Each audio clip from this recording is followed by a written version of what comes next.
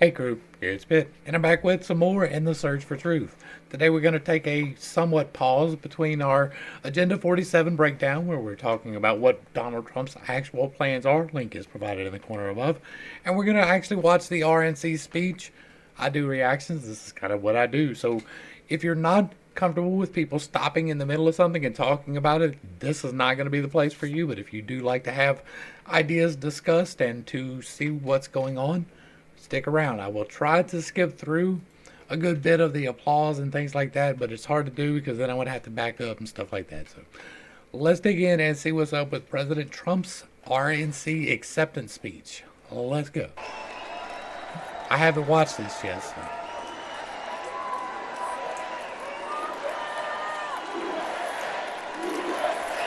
Call him Patch.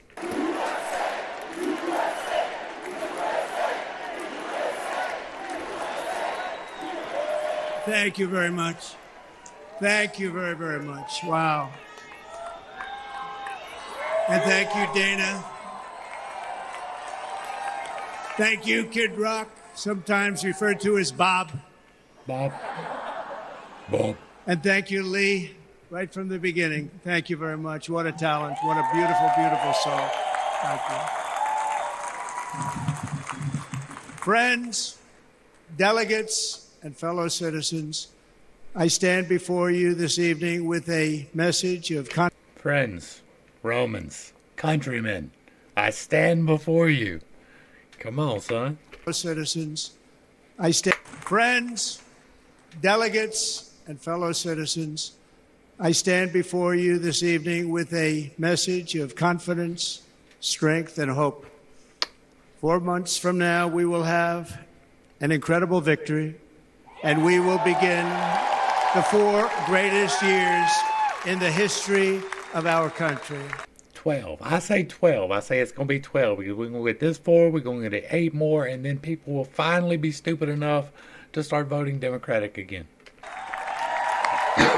Or Libertarian, whichever survives. Together we will launch a new era of safety, prosperity, and freedom for citizens of every race, religion, color, and creed. The discord and division in our society must be healed. We must heal it quickly.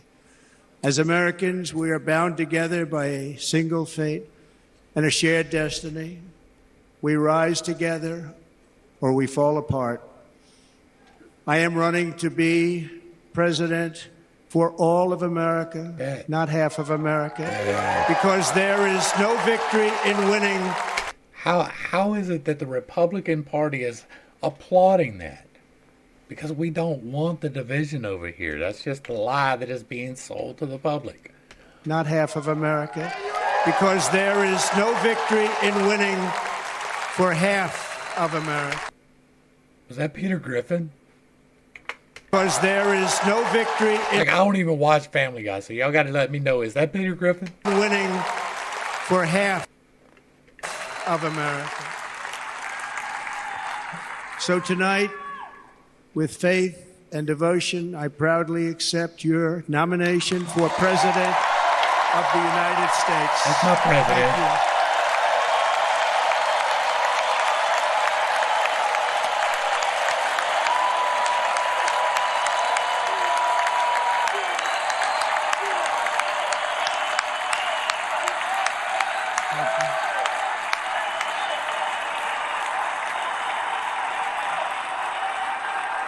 Thank you very much.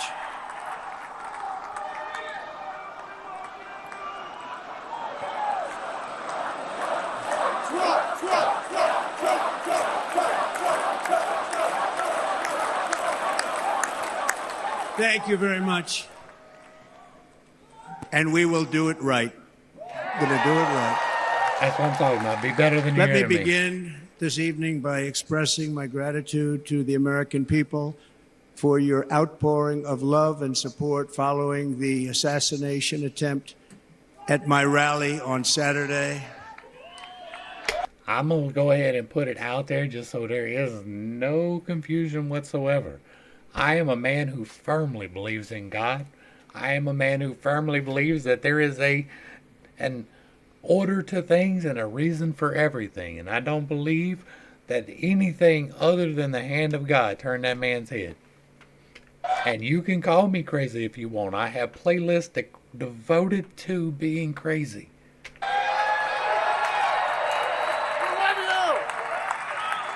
I have been praying for this. Like, y'all don't know. Y'all ain't been here. But because I'm not talking to the crew right now. Y'all don't know. But the crew knows. I'm out here every single day praying for this country. I'm out here every single day praying out loud for you, for all the people I know personally, for some people that I don't like, and for my country, that we should find peace, love, forgiveness, freedom, and prosperity for every single person who resides in this country who is willing to take the reins of their own responsibility and embrace their own greater purpose. I pray for that every single day. I pray for this man by name, and I pray for Joe Biden by name as well, that God's will should be done in what is happening. I pray that every single day. And I have seen the effects of my prayer over the course of the last 6 months. I have seen darkness come to light. I have seen the hand of God intervene in the darkness, attempting to extinguish a light. It is not to say that this man is a savior, but he is an instrument of God. He is doing what he has been put here to do, and I am all aboard with that. And if you want to call me crazy or culty, I am fine with that. I have plenty of proof of where I stand and why I stand there. All right. You already know the assassin's bullet came within a quarter of an inch of taking my life. So many people have asked me, what happened? Tell us what happened, please. And therefore, I will tell you exactly what happened. And you'll never hear it from me a second time because it's actually too painful to tell. It was a warm, beautiful day in the early evening in Butler Township in the great Commonwealth of Pennsylvania. Music was loudly playing, and the campaign was doing really well. I went to the stage, and the crowd was cheering wildly. Everybody was happy. I began speaking very strongly, powerfully, and happily, because I was discussing the great job my administration did on immigration at the southern border. Bet. We were very proud of it. We've talked about that extensively. No border, no country. That is the simplest way to put it. No laws, no country. It's the simplest way to put it. We must enforce our laws. We must enforce our border. And he did that. Behind me and to the right was a large screen that was displaying a chart of border crossings under my leadership. The numbers were absolutely amazing. In order to see the chart, I started to, like this, turn to my right and was ready to begin a little bit further turn, which I'm very lucky I didn't do, when I heard a loud whizzing sound and felt something hit me really, really hard. You can see the mist in the video, right? You can't really see it here. I don't know why, but you can see it in the video spray. On my right ear, I said to myself, wow, what was that? It can only be a bullet. And moved my right hand to my ear, brought it down. My hand was covered with blood, just absolutely blood all over the place. I immediately knew it was very serious, that we were under attack, and in one movement proceeded to drop to the ground. Bullets were continuing to fly as very brave Secret Service agents rushed to the stage, and they really did. They rushed to the stage.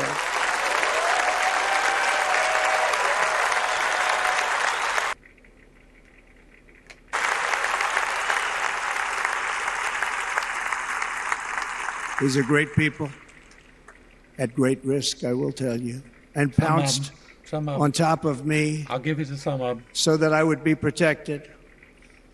There was blood pouring everywhere, and yet, in a certain way, I felt very safe because I had God on my side. I felt that. Amen.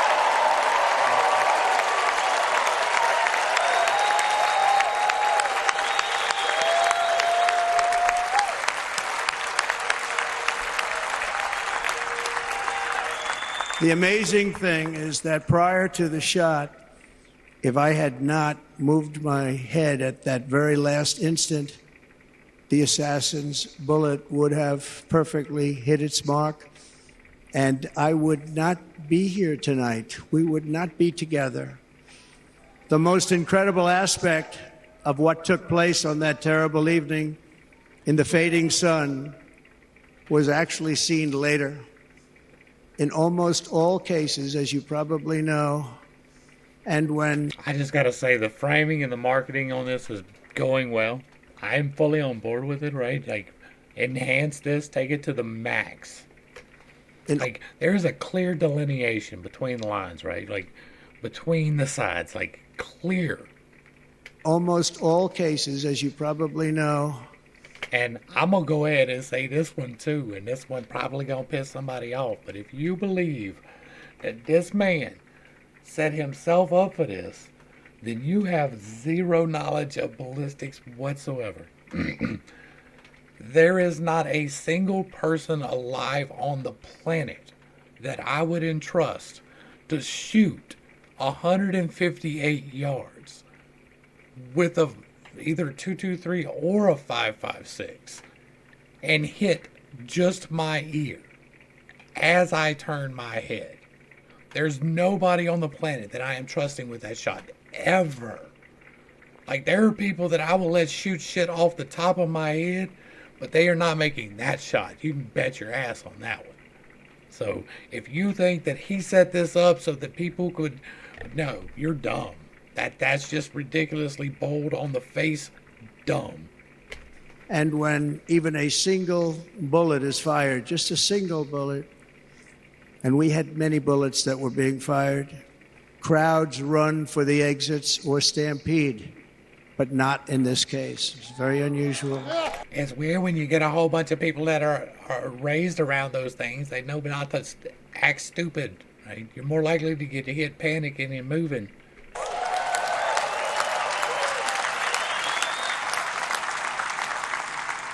This massive crowd of tens of thousands of people stood by and didn't move an inch. In fact, many of them bravely but automatically stood up looking for where the sniper would be. They knew immediately it was a sniper. He's a different type of person. And then began pointing at him. You can see that if you look at the group behind me. That was just a small group compared to what was in front. There was one person that didn't. There was one person that quite conspicuously was holding this sign and just, like, went down. Like, put the sign up in front of her, said something, went down like this, and come up with a phone. That was one person. I don't know who that person was, but that person was quite doing something, not like pointing at the sniper or reacting to gunfire at all. Nobody ran, and by I'm just saying, not stampeding, many lives were saved. Wow, but that isn't the reason West.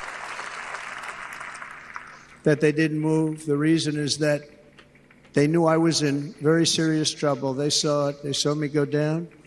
They saw the blood and thought, actually most did, that I was dead. They knew it was a shot to the head. They saw the blood. And there's an interesting statistic. The ears are the bloodiest part. If something happens with the ears, they bleed more than any other part of the body. For whatever reason, the doctors told me that. I said, why is there so much blood? He said, it's the ears. They bleed more. So we learned something, but they just... I think you should gauge out the bullet hole. They just, this beautiful... Be the first president with a gauge. Beautiful crowd. They didn't want to leave me. They knew I was in trouble. They didn't want to leave me. The left would shit themselves. He walked around and he done gauged out the bullet hole. Like in the size of the bullet, too. Right. You can see that love written all over their faces. Incredible people. They're incredible people.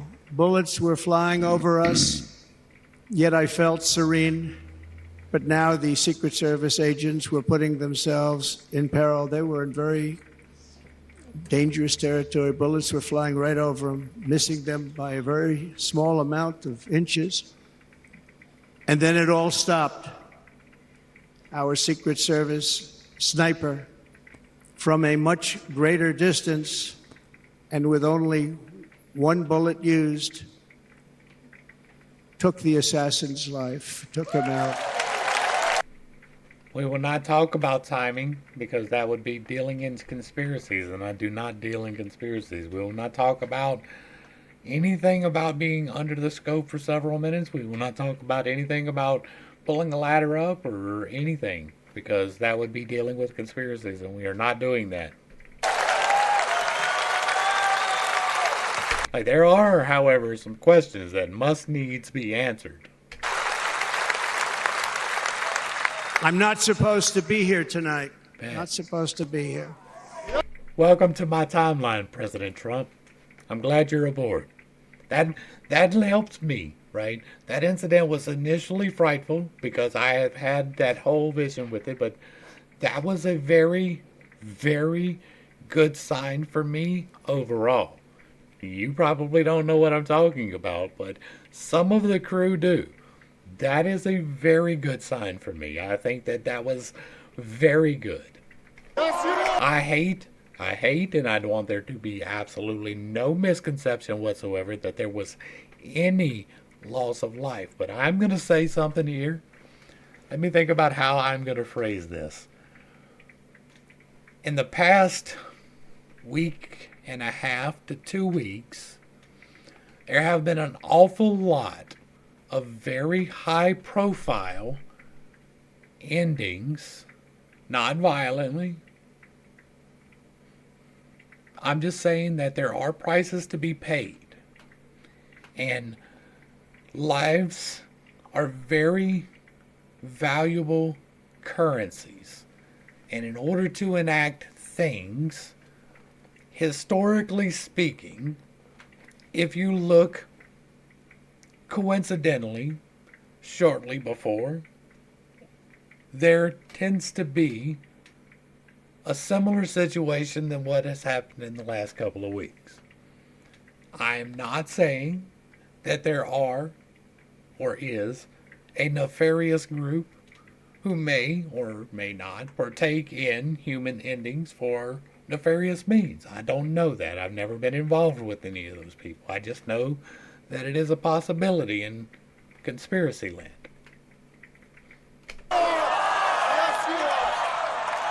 Yeah.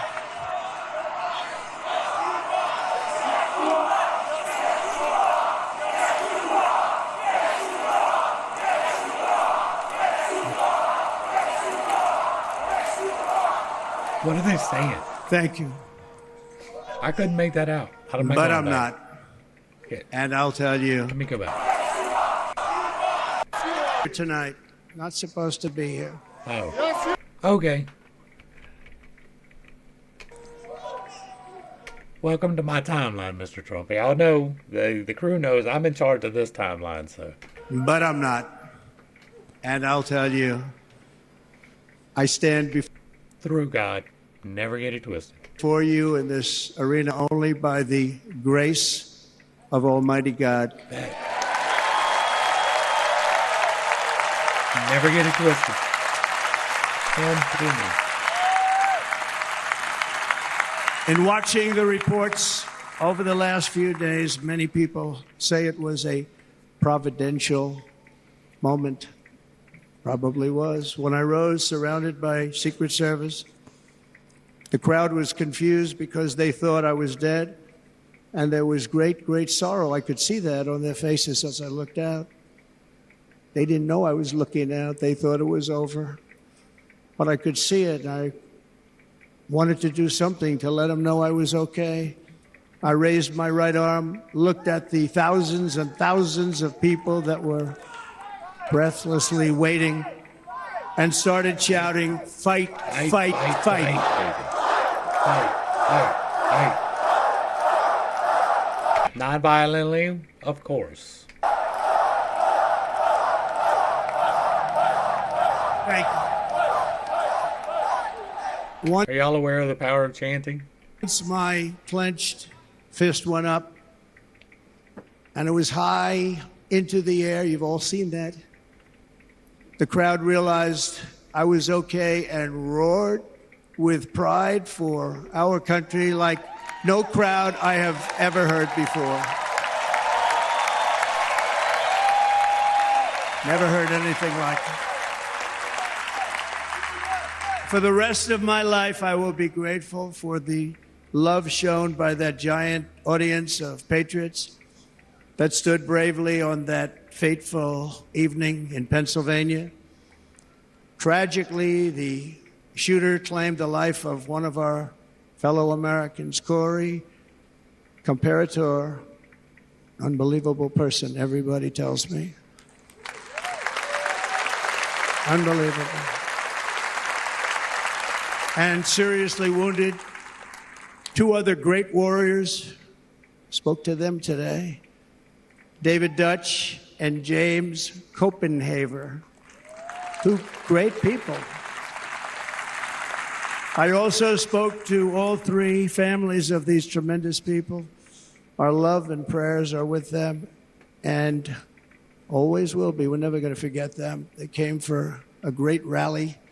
They were serious Trumpsters, I want to tell you. They were serious Trumpsters and still are. But Corey, unfortunately, we have to use the past tense. He was incredible. He was a highly respected former fire chief, respected by everybody. Was accompanied by his wife, Helen, incredible woman. I spoke to her today, devastated, and two precious daughters. He lost his life selflessly acting as a human shield to protect them from flying bullets. He went right over the top of them and was hit. What a fine man he was.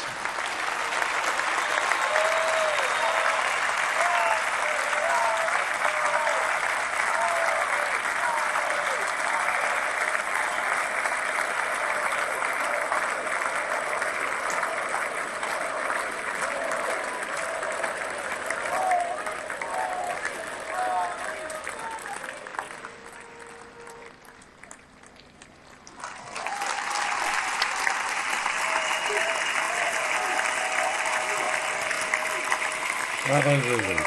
Bravo, Zulu.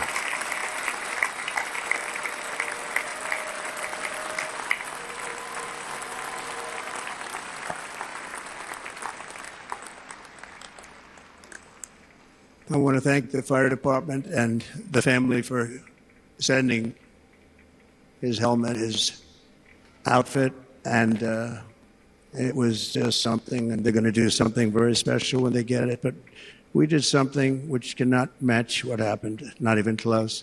But I am very proud to say that over the past few days, we've raised $6.3 million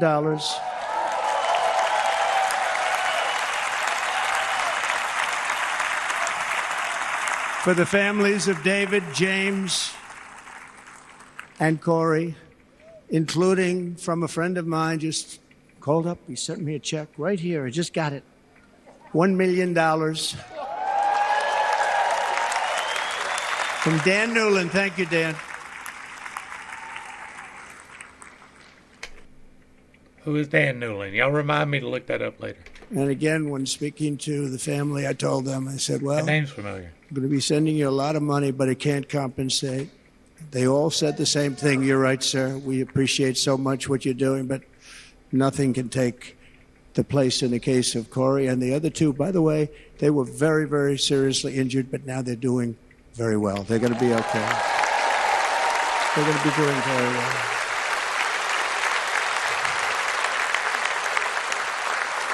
They're warriors.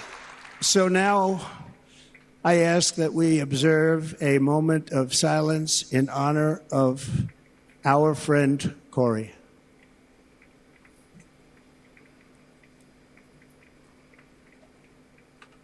Dear Heavenly Father, I pray comfort and healing upon the family of Corey Compatore, that they should know your love in their life. There is no greater love than to lay down one's life for others. This is the spirit that forged America in her darkest hours. And this is the love that will lead America back to the summit of human achievement and greatness. This is what we need. Despite such a heinous attack, we unite this evening more determined than ever. I am more determined than ever, and so are you. So is everybody in this room.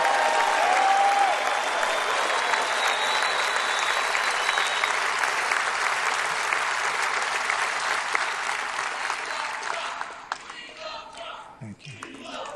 Thank you very much.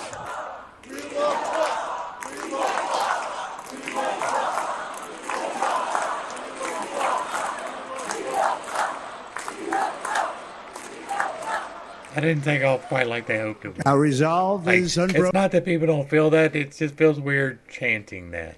And our purpose is unchanged to deliver a government that serves the American people better than ever before. Nothing will stop me in this mission because our vision is righteous and our cause is pure. No matter what obstacle comes our way, we will not break, we will not bend, we will not back down, and I will never stop fighting for you, your family, and our magnificent country. Never. Y'all notice he's not surrounded by bulletproof glass, right? Look, he got a bandage on. Like, apparently, the other side is quite upset that they're walking around with these bandages on in support of Trump. I find that hilarious. Energy investment is a very real thing. We talk about that all the time, and that is what this is. This is memology. This is energy investment.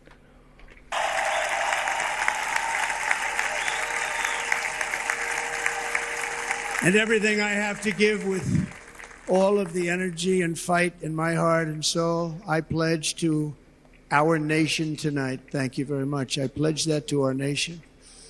We're going to turn our nation around, and we're going to do it very quickly. Thank you. And if you are curious as to the details as to how that is going to happen, I have been going through his videos talking about that, where we're reacting to it like we do here, and we discuss the issues in a little bit more detail. So if that is something you are interested in, I do have Agenda 47 Unveiled is the playlist.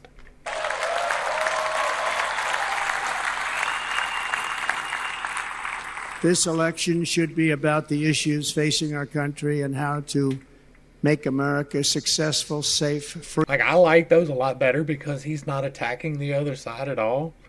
He's talking about what his plan, well, that's not true. He does attack the other side a good bit.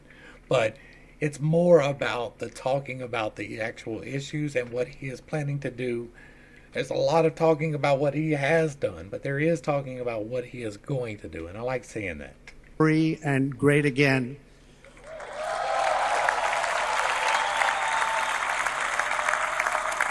In an age when our politics too often divide us, now is the time to remember that we are all fellow citizens. We are one nation under God, indivisible, with liberty and justice for all.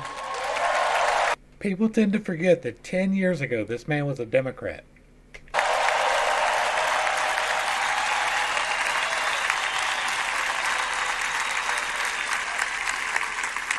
And we must not criminalize dissent or demonize political disagreement, which is what's been happening. Tyranny. Tyranny, I tell you. He said, do not criminalize dissent. Wait, that's not tyranny. That cannot be Donald Trump, right? We cannot be listening to Donald Trump. Happening in our country lately at a level that nobody has ever seen before. In that spirit, the Democrat Party should immediately stop weaponizing the justice system and labeling their political opponent Absolutely. as an enemy of democracy. Especially since that is not true. In fact, I am the one saving democracy for the people of our country. Of our constitutional republic. I spent a lot of time going through the Constitution, all the amendments, and all of the Federalist Papers, so if you're interested in that, it will also be linked. It's in the Pitcast playlist. And very big news, as you probably just read, On Monday, a major ruling was handed down from a highly respected federal judge in Florida, Eileen Cannon, finding that the prosecutor and the fake documents case against me were totally unconstitutional, and the entire case was thrown out of court. With all of that as it should have been, publicity thrown out of court. If Democrats want to unify our country, they should drop these partisan witch hunts, which I have been going through for approximately 8 years. And they should do that without delay and allow an election to proceed that is worthy of our people. We're going to win it anyway, but worthy of our people. Make sure you turn out to vote. Don't get complacent and think just because it's doing so well. Make sure you get out to vote, because if you don't get out to vote, they can cheat. On this journey, I am deeply honored to be joined by my amazing wife, Melania.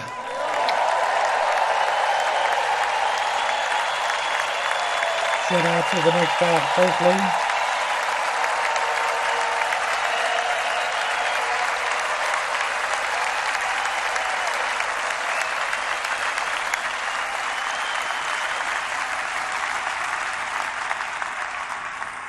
And Melania, thank you very much. You also did something really beautiful, a letter to America calling for national unity, and it really took the Republican Party by surprise. I will tell you, it was beautiful.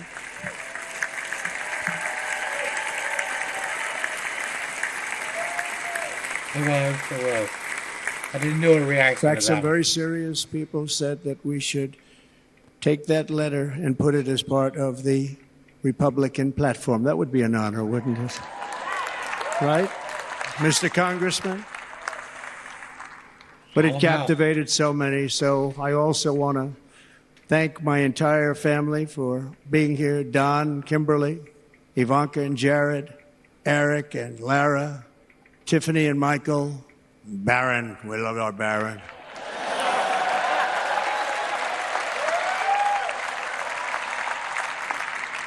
And of course, my 10 wonderful grandchildren. You saw a few of them up there on my lap before.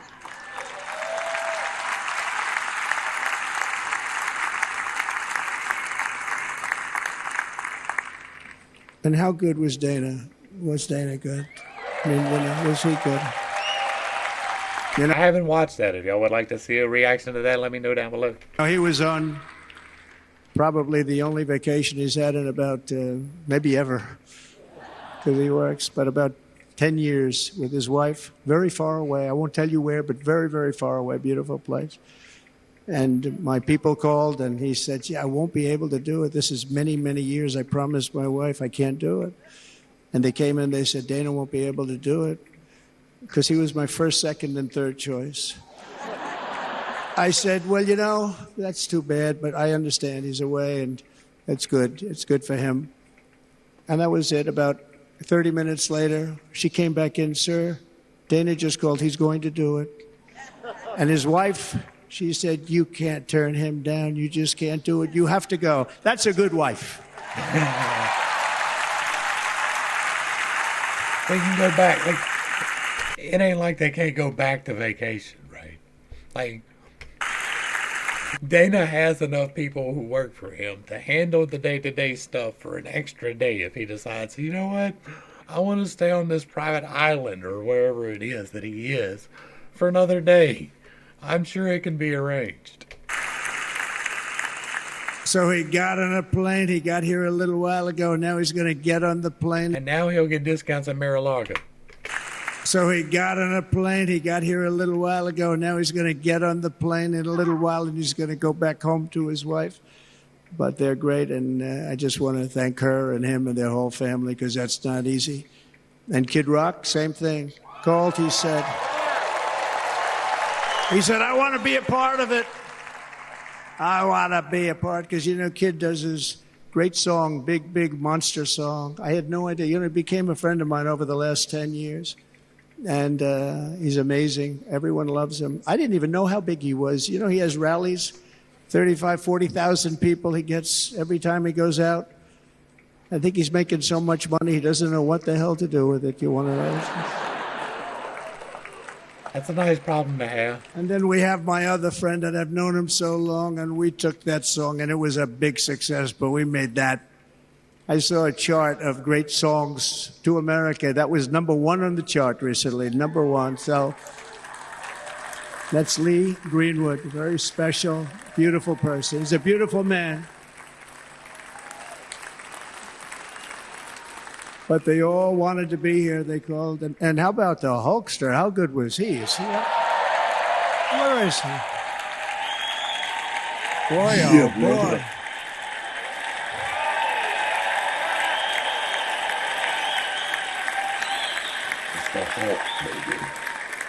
You know, they may call that entertainment. I know about entertainment, but when he used to lift a 350-pound man over his shoulders and then bench press him 2 rows into the audience, I say maybe entertainment, but he is one strong son of a gun. I would tell you, I watched it many times.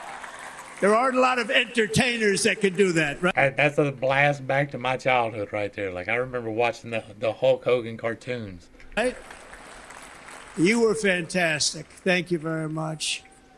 Followed by Eric. What was that all about? Boy, that was good. I didn't want to really come up here.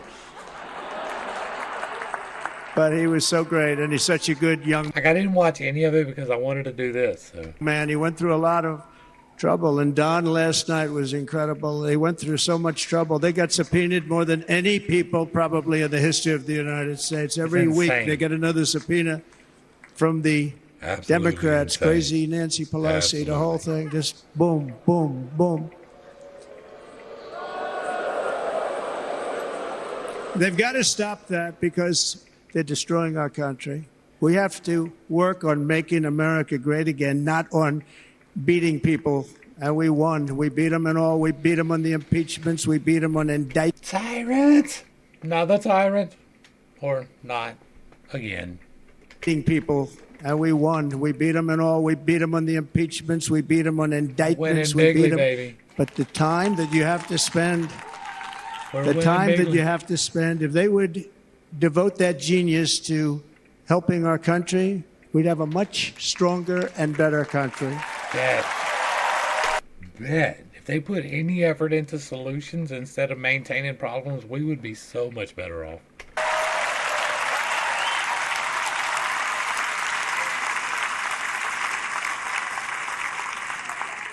And Jason, the biggest star in country music. Jason, thank you for being here. Jason. I got a reaction to that if anybody's interested. Jason Aldean, he's good. I like his wife even better, by the way. She's here. Thank you, Jason. Oh, that's sexist. You better not say that. I bet somebody lost their steam on that. But I'm thrilled to have a new friend and partner fighting by my side. The next Vice President of the United States, the current Senator from Ohio, J.D. Vance, and his incredible wife, Usha. All right, I'm going to go ahead. We're going to talk about this one right here real quick. I wasn't sure, right? I wasn't even bothering to deal with talking about any of them, right? The only one I was really concerned about was Rubio. I did not want Rubio. I would have liked to have Vivek in there, to be honest with you. But from what I have read about Mr. Vance here, I am perfectly fine with him should he become president. First off, he was an enlisted man. I am not positive, but I am pretty sure that we have never had an enlisted vice president or president ever. They have all been officers as far as I'm aware. I could be wrong, right? I'm not some great historian. But he was part of the E4 Mafia. That's a thing, and if you don't know what that is, it is not an actual mafia. It is a hypothetical subset of the enlisted peoples of the military who have a tendency to get things done, whether or not it particularly pertains to the regulation in accordance thereof. Now, he was a journalist. I understand that. He also graduated from Yale. I think it's Yale, which used to not be a bad thing. He was a never Trumper, 2016. A lot of people are really bad about that. But you know what? I registered as a Republican from an independent in order to vote against Trump in the primary. I did not want him. I wound up voting for him. I wound up happy with that vote. But I didn't want it. I have grown since then. It appears JD has as well. I am all for growth. And so I have not yet found anything that actually turns me off of this man being the vice president. I am fully on board as far as I can tell. And y'all know I go off into conspiratorial land quite often. And that's not even taking in the similarities between our lives with Hillbilly Eulogy. Right, so now.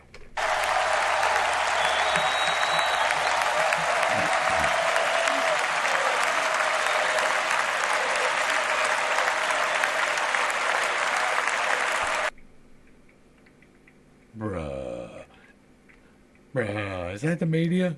That's the media, right? Look. Y'all see it. Y'all know what I'm talking about. Right there. This whole crowd, you don't see nary one of those. Except right there. They made sure to point that shit out, too. He's going to be a great vice president. He's going to be great. He'll be with this country and with this movement, greatest movement in the history of our country, Make America Great Again. When they criticized it, they said, we're going to try and stop MAGA. I said, MAGA is Make America Great Again. What are you going to stop? There's nothing to stop. Did he mispronounce her name or something? She looked a little bit disturbed. Then he can't pronounce the word film, so he says film. They say, oh, that's right. It's very tough to fight it. And all of the people that did try and fight it have failed. But he's going to be with us for a long time, and it was an honor to select him. Great student at Yale. His wife was a great student at Yale. They met at Yale. These are two smart people. So, Jay. Did she not go to Yale? Like, something's going on right there. There is some interaction happening right here. Let me back up and see if I can figure it out. Why not? That's what we're doing, right? Like, she was perfectly fine. The United States, the current senator from Ohio, J.D. Vance, and his incredible wife, Usha. Like, you saw those eyes roll? Like, I ain't trying to be them body reading people who are out here trying to do Ryan Upchurch things and read into everything, but... Oh, wait, did I say that?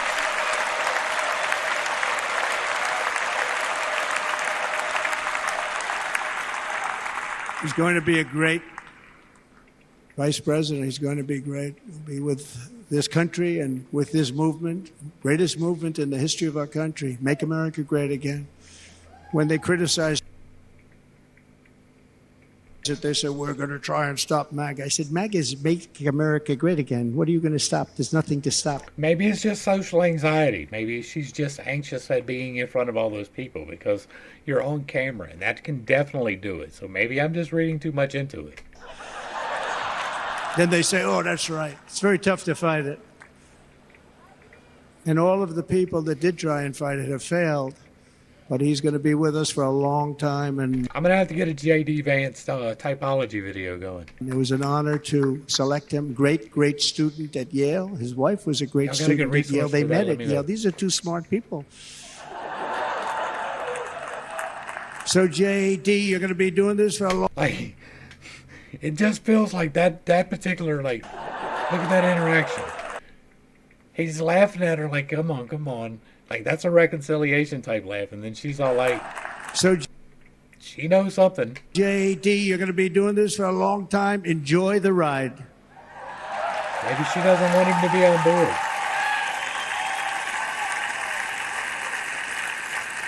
And a very special thank you to the extraordinary people of Milwaukee and the great state of... Oh, there they are. There they are. You are so easy to spot.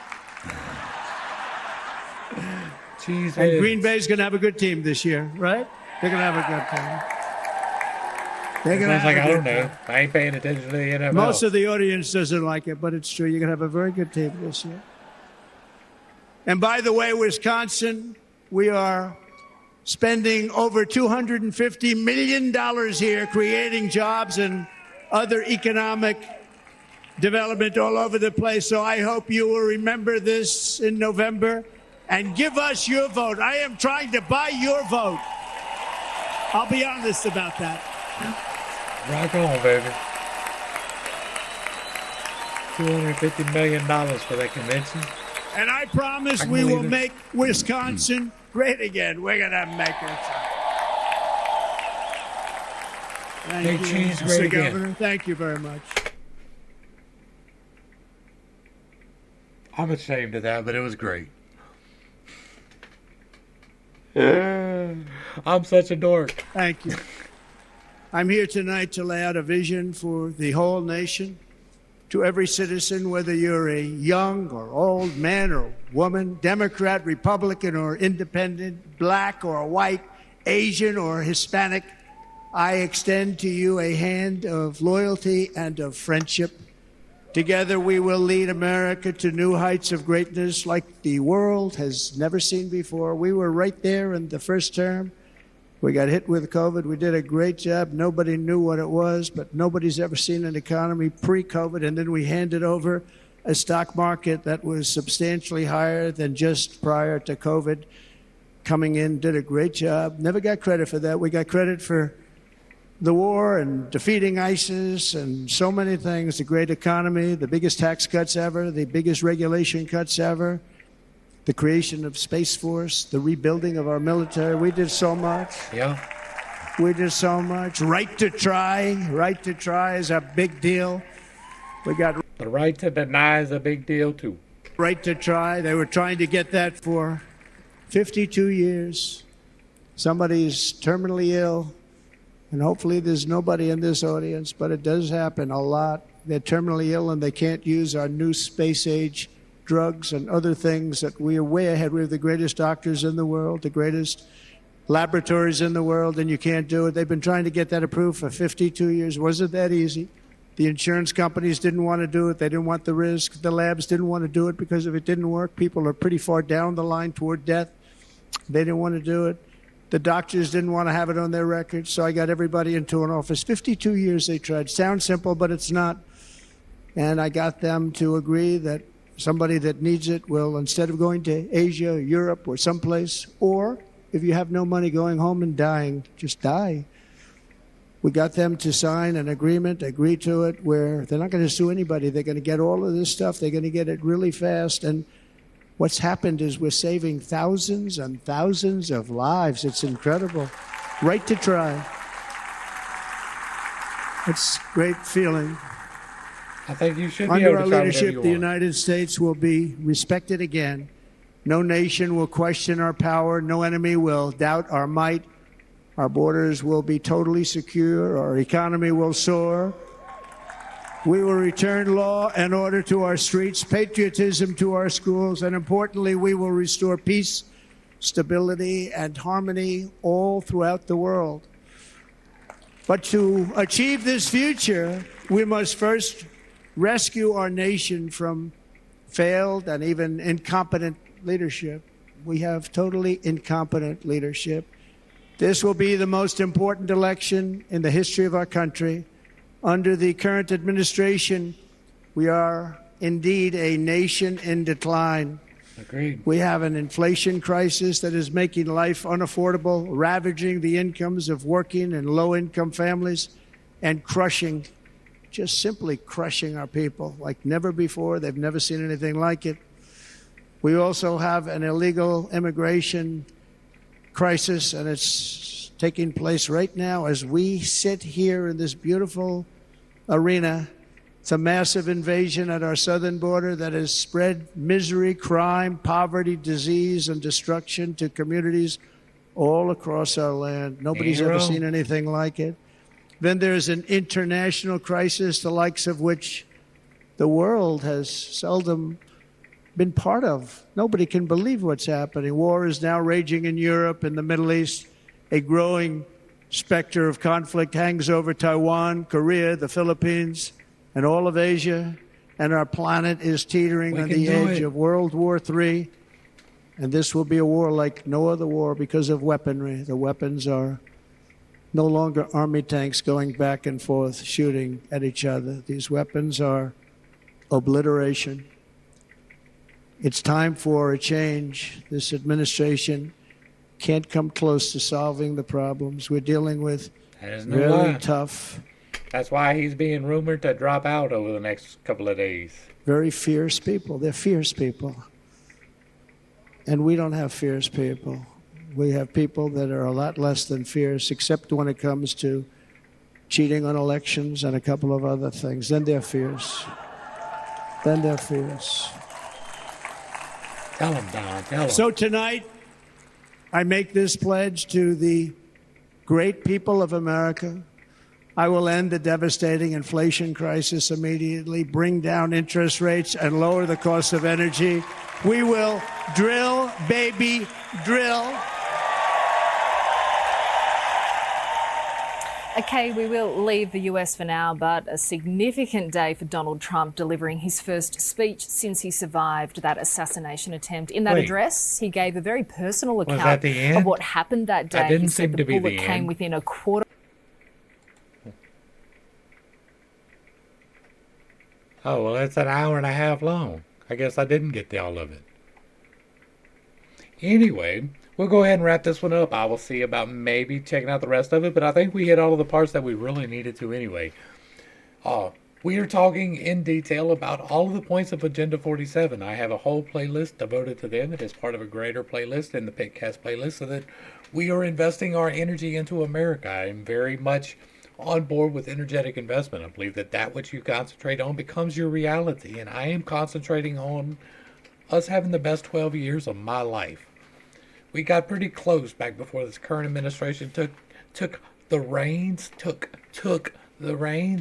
and so I'm ready to see the other side of it. I believe that my God used this last 4 years to wake up a lot of people to a lot of things that were going on, and that now that we're awake, we are responsible for forming our own destiny, grabbing the reins of our own destiny, or walking into our greater purpose and seizing the responsibility for ourselves. This is my timeline. I have taken the reins of this timeline, but you have your own you can take the reins of. If you don't want to take the reins of your own, you are welcome to align with mine. We are going to positive places through the power of the God Almighty above. That's where I'm going to go ahead and wrap this up. Hopefully I've brought a little bit of enlightenment, a little bit of levity, and not too much confusion to a series of complicated topics. I understand that I hold some unconventional beliefs and that I tend to step on toes when I deliver those. I do not do it on purpose, but I do not apologize for it. If you like what I'm doing here, let me know down below. Give me a like, share, and a sub. Throw me a comment if you like it. If you don't, if you keep it respectful, I'll let it stay up. If you really like it, hit that super thanks. To the crew, thanks for hanging out. I appreciate every single day that you are here with me, and I am praying for you every single day. Until next time, I love you. God loves you. You are perfect, whole, and complete just the way that you are. And this has been Pitt's Take. Peace.